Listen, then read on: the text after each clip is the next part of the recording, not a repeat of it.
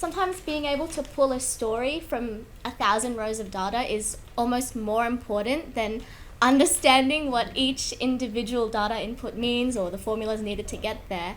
And because at the end of the day, I can't chuck an Excel spreadsheet at someone, right? I have to put it into a story, and that's where the exchanges of ideas happen. That's how things work in this world. Like, we need to talk and we need to connect with people, no matter what industry it is. It's always a human one. Having access to theatre activities and performing arts initiatives, and having access to a couple really awesome dedicated teachers who would really push me in the arts, and initiatives such as with the Department of Education, their arts unit program, or the amazing ATYP. It's just a place where I've always been able to feel at home.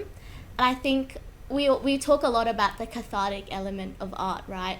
Where as an adolescent, you have all these emotions and sometimes you don't know where to put them, but then coming and finding a monologue and resonating with something, or even just talking to someone who you'd never talk to about a scene in a Shakespeare play, or even a scene in a movie. That kind of thing really helped me kind of navigate the social jungle of high school, you could call it, I think.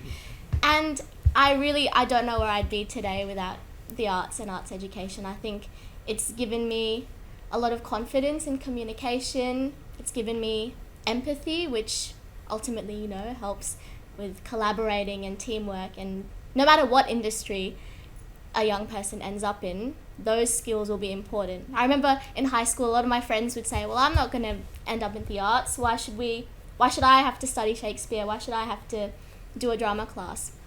And then you'd see them 20 seconds later really enjoying just letting loose and connecting with someone in a different way, or kind of accessing a different part of themselves. How can arts education kind of make us prepared for the real world? I heard that a lot.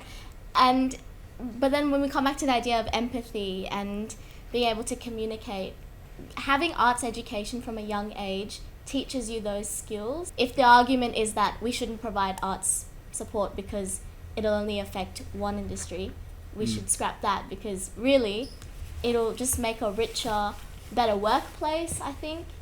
I think the bright spots are these spotlights on this stage. You don't have to look very far. I think the fact that we do have, despite cutting funding and despite not getting the whole of Australia on board, the fact that we still have stages and platforms for young people to tell their stories, and the fact that we're still investing and making stories for young people. Sometimes we forget to do that, right? The fact that we still have that is the bright spot.